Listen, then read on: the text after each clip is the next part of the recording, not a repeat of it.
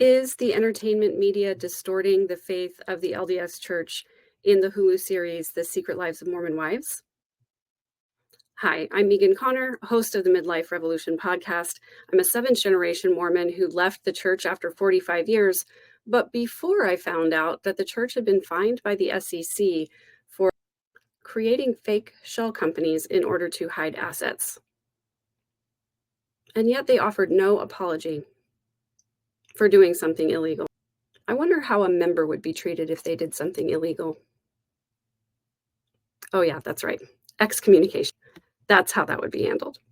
So I've been watching and commenting on The Secret Lives of Mormon Wives.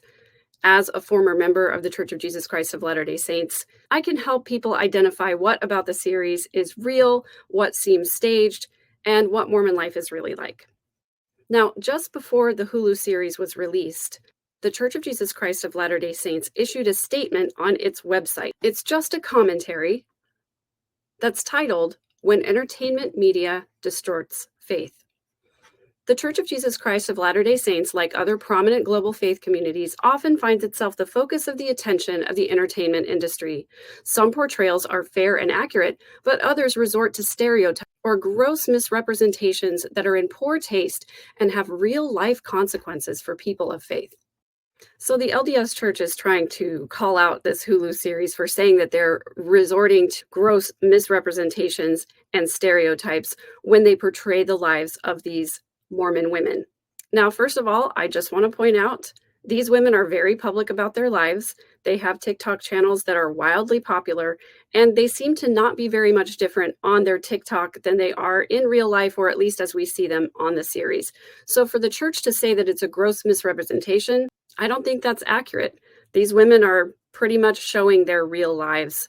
Just because it doesn't fit with the narrative of what the LDS Church would like people to believe doesn't make it a gross misrepresentation.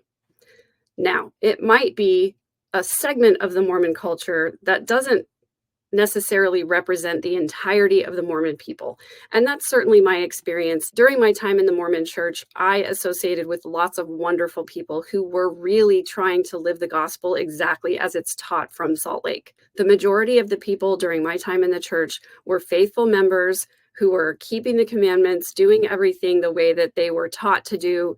And especially living outside of Utah, there wasn't a whole lot of scandal or controversy. People were not doing bad things during the week and then showing up on Sunday to take the sacrament and pretend like they were a good Mormon. For the most part, people were really trying hard to live the commandments the right way. I think in the culture in Utah, because it is so widely Mormon, it's a little bit more normalized for people to have sort of indiscretions or pet sins or little things that they do that aren't quite in accordance with the teachings of the church.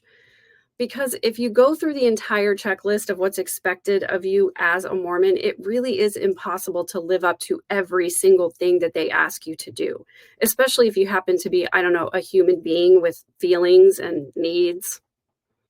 So it seems a little bit natural to me that in the culture of Utah Mormonism, there would be some people acting out and doing things not in accordance with the teachings just because they're living normal lives. It's just seen as scandalous because people don't really talk about it, and it's sort of taboo for that to be going on. Now, when the church states that these portrayals have real life consequences for people of faith, I think they're probably talking about this ongoing persecution complex that the church has, where they feel like they're being treated unfairly or talked about in bad ways, or there are people in the media who are shedding a bad light on Mormonism. Well, that's because it's fairly easy to do. It's fairly easy to find Mormons misbehaving, even engaging in criminal activity, even engaging in the worst kinds of criminal activity. There have been a lot of unalivings in the LDS community. So I want them to clarify, what are the real life consequences that they're talking about? These media portrayals are not inaccurate. And I think what they may be talking about is when people of faith who are really trying to live and do what all of the leaders in Salt Lake are asking them to do, and then they see people like this portrayed in the media, it causes them to have a crisis of faith. Because while these young women are doing things that are contrary to the teachings of the church, they haven't received any kind of church discipline whatsoever. So when faithful people see other Mormons misbehaving and getting away very publicly with that behavior, it causes us to question the leadership of the church. Where are they? Why haven't they stepped in? Why aren't these people receiving consequences when some of us who are faithful received consequences either for things that we didn't do, or we just felt guilty and went to our bishop and confessed, which is what you're supposed to do in the LDS faith. And so there's a lot of confusion for faithful believing members when other people in the faith aren't behaving the way that we're expected to behave. It causes a little bit of a faith crisis because we start to wonder. We're taught that the men who are in charge of the Church of Jesus Christ of Latter-day Saints speak directly to God. We're also taught that our local leaders have what's called the spirit of discernment, where they're supposed to be able to tell if somebody's misbehaving. There's a darkening of the countenance. They're supposed to be able to intuit if you're not answering all of their questions truthfully. They're supposed to be able to this discernment, which lets them know when someone's misbehaving. And the fact that these women haven't been called out for their behavior causes members to question whether that spirit of discernment is real or whether the leadership is really getting revelation from God or if they're just winging it. The church goes on to say, while this is not new, a number of recent productions depict lifestyles and practices blatantly inconsistent with the teachings of the church. I would say that's probably true. Others irresponsibly mischaracterize the safety and conduct of our volunteer missionaries. Now, that's a reference to the movie Heretic, which is set to come out on November 15th, starring Hugh Grant as a villain who traps two young Mormon missionary women in his home and forces them to sort of play this game in order to escape. It looks like a pretty terrifying portrayal, and I'm actually a little bit intrigued to watch it just for the entertainment value. Although I would say there are some rules for sister missionaries. They're not supposed to go into the home of a man where he's the only person in the home. There are rules to protect them and keep them safe. However, one does have to question the wisdom of sending inexperienced young women out to go teach people in their homes. Doesn't matter if it's a man alone, it could be a woman alone that does something sketchy too. So maybe it's time to start reevaluating rules and policies, these young people who are sent out to advertise for the church for free. Actually, it's not for free. They pay for it. The statement goes on to say, we understand the fascination some in the media have with the church, but regret that the portrayals often rely on sensationalism and inaccuracies that do not fairly and fully reflect the lives of our church members or the sacred beliefs that they hold dear. And while it's true that the Secret Lives of Mormon Wives only portrays a very small segment of the LDS population, these are not women who are typical of your regular LDS women. They're millionaires. They have millions of followers on TikTok. And while that's not typical, I think it's unfair for the church to say that it's sensationalistic and inaccurate because obviously these women identify as members of the Church of Jesus Christ. I think all except one. They go on to say millions of church members around the world are deeply dedicated to family, fidelity, service, and the gospel of Jesus Christ. We invite all to consult reliable sources of information and listen to the voices and authentic experiences of individuals and families who find great joy and satisfaction in living these principles. The true story of our faith is best seen in the countless lives of those who strive daily to follow our Savior, Jesus Christ. Now, I just want to quickly comment because they're inviting everyone to consult quote unquote reliable sources of information and listen to quote the voices and authentic experiences of individuals and families. Now we could stop right there. Individuals and families who have had their own experiences in the church. For me, for example, I only resigned from the church about a year ago, even though I have been disaffected with the church since about 2015 and gradually started my way out. I haven't been to church since 2020. So that means that I spent my entire life in church up to that point being a faithful, believing member. And I have plenty of authentic experiences that did not involve finding great joy and satisfaction in living the gospel principles. And it's not because I sinned, although it is a really common church member trope to say that if you're not happy, it's because you're sinning. And we certainly see this stereotype played out in the series. But I was a very faithful member. I was a temple recommend holder. I was a gospel doctrine teacher. I went to church every single Sunday. I took all 6 of my children to church every Sunday. They were all baptized in the church. They all went to the temple at 12 years old to participate in ordinances there. So I was a very faithful member, trying my very best to live the principles of the gospel. And I was miserable a lot of the time. I came to find out that the main reason I was miserable is because the church was constantly telling me that I wasn't enough, that I wasn't living up to the teachings. We were constantly supposed to be reevaluating our lives to find out what we lack, to find out where we're still falling short. And that was the entirety of my existence. It turned into toxic perfectionism. My mental health suffered. I was deeply depressed for many, many years. And as soon as I left the church, all of the shame that I felt about who I am as a human being literally left my body.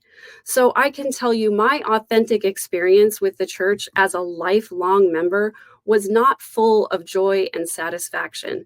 The joy and satisfaction that I experienced was spending time with my children, spending time with my family, having my loved ones around me, and having experiences with people who genuinely loved and cared about me for who I was and not for what I achieved or didn't achieve in the eyes of the church. I agree with the statement that the church says the true story of our faith is best seen in the countless lives of those who strive daily to follow our Savior Jesus Christ.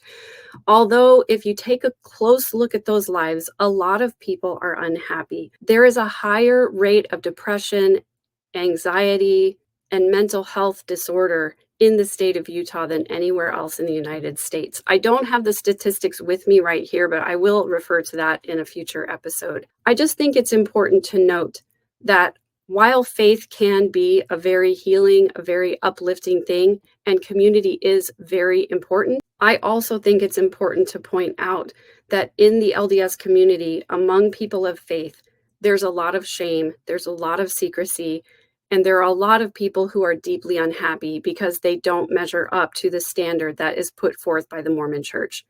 It's such an impossible standard because it requires you to deny your humanity, your sexuality, your individuality. The church would homogenize its members. It would have everybody look and act the same. And the reality is that we are all so different that there has to be more than one way for us as human beings to experience spirituality.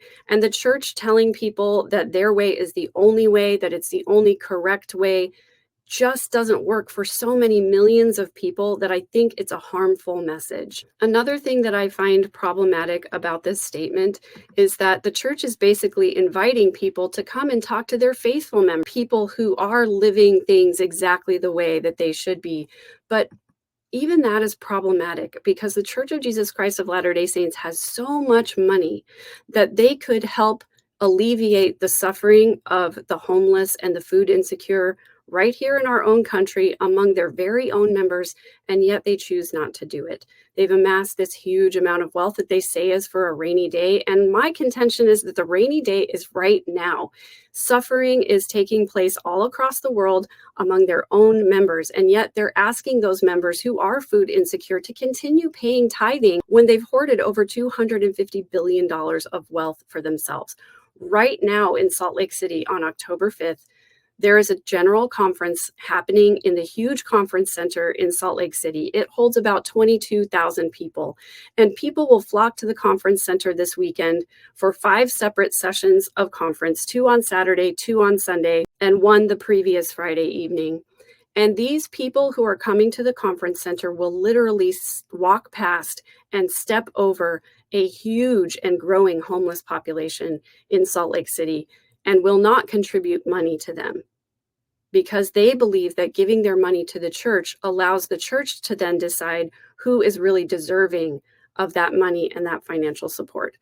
I think it would be so cool to start an organization of ex-members or ex-religious people or anybody just who is aware of the problems with the LDS church and to go downtown to Salt Lake City and to commune with the homeless and to feed them and to give them clothing and pillows and blankets and whatever they need to make their lives more comfortable, right in the face of the LDS leaders who are holding a huge meeting in their huge building and doing nothing to help the people who are suffering right in their own community.